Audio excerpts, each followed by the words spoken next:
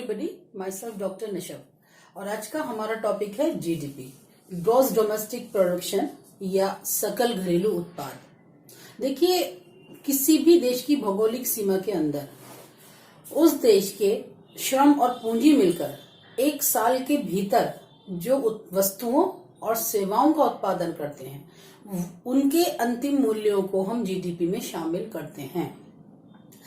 इस डेफिनेशन के हिसाब से अगर देखें तो यहाँ 3 या 4 शब्द ऐसे हैं जिसमें ध्यान देने की जरूरत है।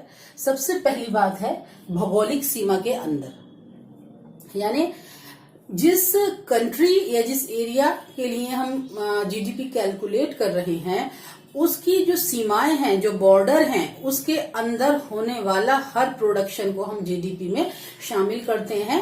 भले ही वो कोई विदेशी कंपनी उत्पादन कर रही हो या उस देश की कंपनी या उस देश के व्यक्ति उस उत्पादन कार्य में लगे हों जिसकी हम बात कर रहे हैं।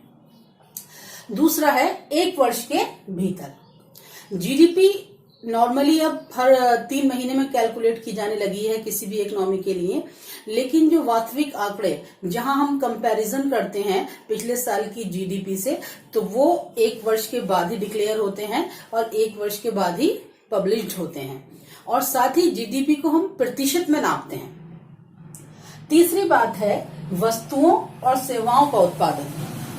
देखिए, वस्तुएं वो सामान होती हैं जिन्हें हम पैसे देकर खरीद सकते हैं। उसमें एक छोटी सी सुई से लेकर एक बड़ी ट्रक, बड़ी car, refrigerator, mobile phone, laptop या जो घर में इस्तेमाल होने वाली रोजमर्रा की चीजें हैं, साबुन, शैम्पू, डिटर्जेंट, क्रॉकरी, सब कुछ शामिल होता है। ऐसा प्रत्येक सामान जिसे हम पैसे देकर खरीदते हैं वो इन वस्तुओं में शामिल है। दूसरी अल्फाज आता है सेवाएं। सेवाएं वो राय या वो चीजें होती हैं जिनको हम पैसे देकर अमूर्त रूप में प्राप्त करते हैं। जैसे कि अगर हम अपने बच्चे के लिए 2000 रुपए महीने पे किसी टीचर से ट्यूशन लगा दें तो वो महीने पे हम उसे 2000 पे तो कर देंगे, लेकिन उन 2000 का जो चीज उसने हमारे बच्चों को दी, जो वस्तु उस 2000 रुपए में वो हमारे बच्चे को दे के गया, उसे हम मूर्त रूप से देख नहीं सकते, वो सिर्फ ज्ञान दे के गया। सेवाओं में डॉक्टर के पास हम जाते हैं, उसको फीस देते हैं, उसकी राय, या किसी अपने केस के सिलसिले में किसी वकील के पास जाएं, उसे भी फीस देंगे, उसके बदले उसकी राय। या किसी सैलून में आपने हेयर कट कराया, किसी पार्लर में आपने मसाज लिया, उसके लिए जो आपने पे किया वो सारी की सारी सेवाओं में शामिल होता है। एक आखिरी और जो सबसे इम्पोर्टेंट चीज जीडीपी में समझने की है वो है अंतिम मूल्यों का योग होता है। अंतिम मूल्यों से मतलब ऐसी चीजों की कीमतें जो रेडी टू कंज्यूम होती हैं। मान लीजिए कोई लैपटॉप है, आप बाजार से उसे खरीद के लाए, आपने उसके लिए 25,000, 30,000, 40,000 जो कुछ भी पे किया, वो उसका अंतिम मूल्य था। या एक कार आप खरीदने गए, 5 लाख की, 10 लाख की, 15 लाख की आपने एक कार खरीदी, वो उसका अंतिम मूल्य था, जिस पैसे को देने के बाद वो कार या लैपटॉप या मोबाइल आपके हाथ में आ गया। अब अगर हम ये सोचें कि एक कार कैसे बनी, तो एक कार को बनाने के लिए बहुत सारे स्पेयर पार्ट्स, बहुत सारे छोटे छोटे कलपुर्जे, इंजन, सीट्स, स्टीयरिंग, अंदर के बहुत सारे स्पेयर पार्ट्स यूज होते हैं। अगर हम उन सारे स्पेयर पार्ट्स की भी कीमत जोड़ लें और फाइनली एक कंप्लीट कार की भी कीमत जोड़ लें तो जीडीपी हमारी 2 गुनी हो जाएगी। इसलिए जीडीपी में हमेशा अंतिम वस्तुओं के मूल्यों को जोड़ा जाता है। अंतिम वस्तुओं का मतलब होता है रेडी टू कंज्यूम थिंग्स, जिसके बाद वो सीधी कस्टमर के पास जाएं और कस्टमर जो है उसको कंज्यूम कर ले, वो होते हैं अंतिम मूल्य। जीडीपी में जिस कंट्री की हम बात कर रहे होते हैं उसके बॉर्डर, उसके एरिया के जो उसके लिमिट्स हैं, उसके अंदर होने वाले सारे प्रोडक्शंस को जोड़ा जाता है। भले ही वो प्रोडक्शन किसी बाहर की कंपनी द्वारा किया जा रहा हो। जैसे मान लीजिए कोई जर्मन कंपनी अगर इंडिया में आकर लैपटॉप का या मोबाइल का प्रोडक्शन शुरू करती है और सालाना 10,000 रुपए के मोबाइल्स वो बना देती है, तो वो इंडिया की जीडीपी में शामिल होगा। या इंडियन कंपनी अगर अमेरिका में जाकर कोई अपना प्रोडक्शन यूनिट लगा ले और वो वहां पर रेफ्रिजरेटर बनाने लगे और सालाना 20,000 के रेफ्रिजरेटर बना दे, तो वो अमेरिकन जीडीपी में शामिल होगा। कहने का मतलब ये है कि जीडीपी में जो प्रोडक्शन हम शामिल करते हैं वो किसी पर्टिकुलर कंट्री जिसकी हम बात कर रहे हैं, जिसका जीडीपी हम कैलकुलेट कर रहे हैं, उसके एरिया के अंदर होने वाला सारा प्रोडक्शन है, भले ही वो विदेशियों के द्वारा किए जा रहा हो या उस देश के द्वारा किया जा रहा हो। अब दूसरी बात, जीडीपी को नापते कैसे हैं। देखिए, जीडीपी को नापने के लिए 3 तरीके इस्तेमाल किए जाते हैं। इसके 3 मेथड हैं। सबसे पहला मेथड होता है प्रोडक्ट मेथड, जिसमें क्या होता है कि उस कंट्री के एरिया में होने वाले सारे प्रोडक्शन को जोड़ लिया जाता है। इसको कहते हैं वैल्यू एडेड मेथड।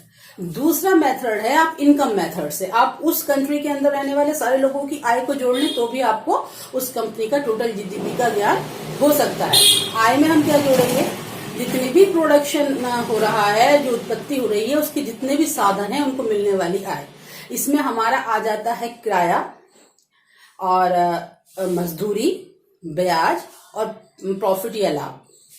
एक तीसरा मेथड है कंजम्पशन मेथड। कंजम्पशन मेथड यानी कि जो हम उपभोग कर रहे हैं उनके सारी चीजों का योग। उसमें सबसे पहले क्या, हम कंजम्पशन को जोड़ेंगे, यानी कंजम्पशन का मतलब जो आम पब्लिक या सरकार जो कंज्यूम करने के लिए सामान खरीद रही है। सरकार नहीं आएगी, आम पब्लिक ही आएगी। जो पब्लिक है वो अपनी जरूरतों को संतुष्ट करने के लिए जिन चीजों को खरीद रही है, उनको कंजम्पशन कर रही है, उनका उपभोग कर रही है, उन सारी चीजों की कीमतें, प्लस जो पब्लिक ने इन्वेस्टमेंट किया या क्या कहते हैं गवर्नमेंट ने इन्वेस्टमेंट किया वो, और उसके बाद जो गवर्नमेंट के खर्चे हैं वो भी इस मेथड में जोड़े जाते हैं। इसके अलावा जो शुद्ध निर्यात है, शुद्ध निर्यात मतलब जितना इंडिया से निर्यात हुआ उसमें से हम इंडिया द्वारा किए गए आयात को घटा देंगे, वो वैल्यू भी एक्सपेंडिचर मेथड से जब हम जीडीपी कैलकुलेट करते हैं उसमें जोड़ी जाती है।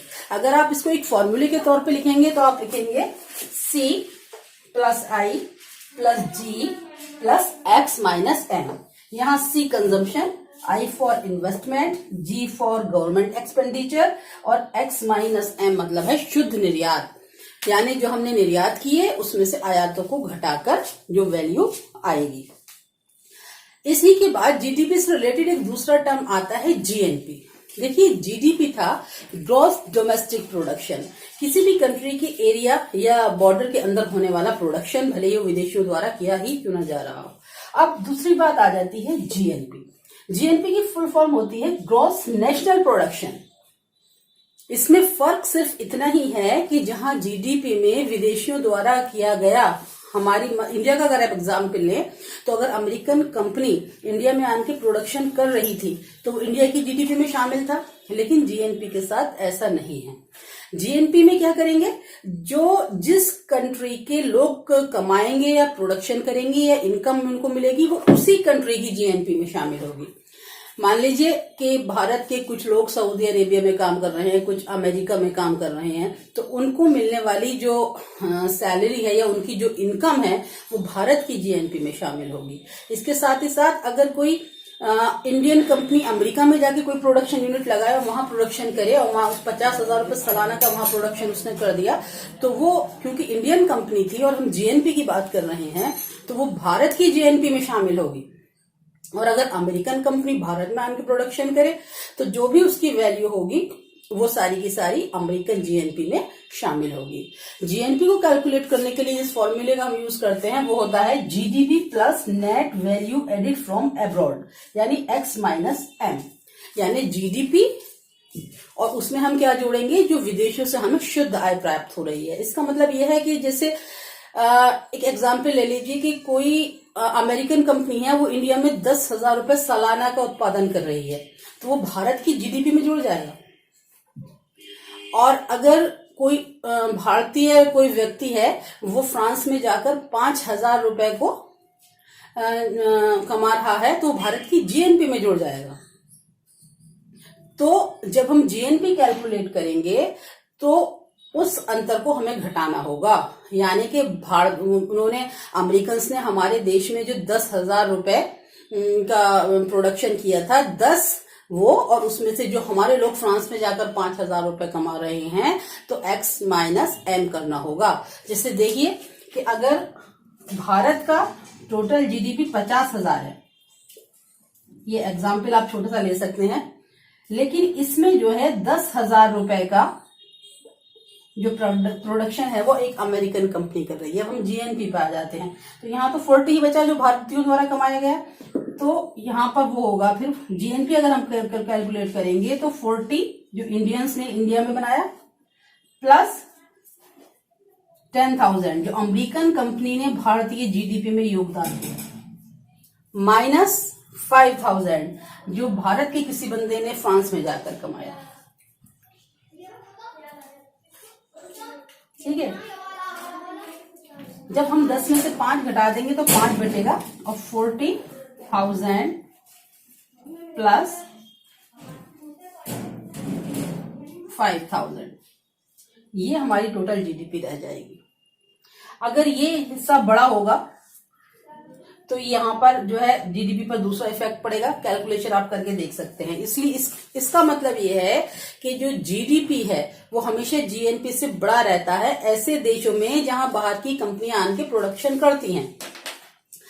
तो जीएनपी जो होता है वो एक्चुअल किसी कंट्री की इनकम होती है, जबकि जीडीपी में वो सारी इनकम और प्रोडक्शन शामिल होता है जो विदेशी आन के किसी कंट्री में कर रहे होते हैं। तो जीडीपी हमेशा बड़ा दिखाई देता है, लेकिन जब हम कैलकुलेट जीएनपी करते हैं तो वो थोड़ा छोटा हो सकता है। इसलिए जो जीएनपी है वो किसी भी कंट्री की जो नेशनल सालाना इनकम है, जो नेशनल इनकम है उसका एक बेहतर माप होता है, क्योंकि उसमें वही जुड़ना है जो भारतीय द्वारा कमाया गया है। किसी अमेरिकन कंपनी ने अगर भारत में आने के 1 लाख रुपए का फायदा कमाया, वो उस 1 लाख को वो अमेरिका लेके जाएगा। भारतीयों को सिर्फ फायदा इतना होगा उस प्रोडक्शन में जो लोग लगे थे उन्हें रोजगार मिलेगा, सिर्फ इतना ही फायदा भारतीयों को होगा। इसलिए विदेशी कंपनियों को अपने देश में बुलाने से एक फायदा ये रहता है कि देश में रोजगार के अवसर बढ़ जाते हैं। जब लोगों को रोजगार मिलेगा तो उन्हें इनकम भी मिलेगी, उस इनकम से वो आगे नई चीजों के लिए डिमांड क्रिएट करेंगे। एक दूसरा टर्म आ जाता है NNP. NNP net national product, GNP था ग्रॉस नेशनल प्रोडक्ट और एनएनपी है नेट नेशनल प्रोडक्ट। जो ग्रॉस जिस वैल्यू को हम ग्रॉस वैल्यू कहते हैं उसमें से अगर हम डेप्रिसिएशन घटा दें तो नेट वैल्यू निकल कर आती है। जैसे जीएनपी माइनस डेप्रिसिएशन जब हम करेंगे तो वो आ जाएगा एनएनपी। डेप्रिसिएशन में क्या क्या शामिल होगा? मशीनों की घिसावट, टूट फूट, या फिर जो माल सूचियां इन्वेंट्रीज जिसे कहते हैं रॉ मटेरियल्स की, जो पिछले साल की जीडीपी में तैयार हुई थी उसमें ऐड हो गई थी लेकिन उनकी डिमांड नहीं हो पाई, वो यूज नहीं हो पाई, यूज आई अगले वाले जीडीपी में, तो पिछली ही जीडीपी में शामिल रहेंगी, वो भी घटाई जाएंगी। साथ ही साथ जब कोई भी नई मशीन या प्लांट को हम खरीदते हैं, जब उसका यूज करते हैं तो उसकी वैल्यू में कोई ना कोई कमी आ जाती है, या फिर कोई पुर्जा टूट जाए, कोई मशीन खराब हो जाए, उसकी मरम्मत या उसको बदलने में जो पैसा लगेगा वो भी हम जीएनपी में से घटाएंगे, तब हमें जाके मिलेगा नेट नेशनल प्रोडक्शन यानी एनएनपी।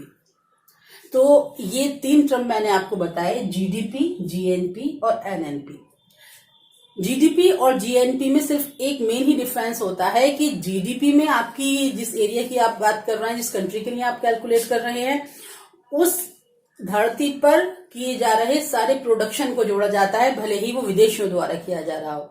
जबकि जीएनपी में केवल वही प्रोडक्शन जोड़ा जाएगा जो उस कंट्री के सिटीजन्स द्वारा किया जा रहा हो, भले ही वो उस कंट्री के अंदर हो या फिर उस कंट्री के बाहर हो। तो ये थी थोड़ी सी इंफॉर्मेशन जीडीपी के बारे में। अगर आपको हमारी वीडियो पसंद आई हो तो हमारी वीडियो को लाइक और हमारे चैनल को सब्सक्राइब करना ना भूलें। Thank you.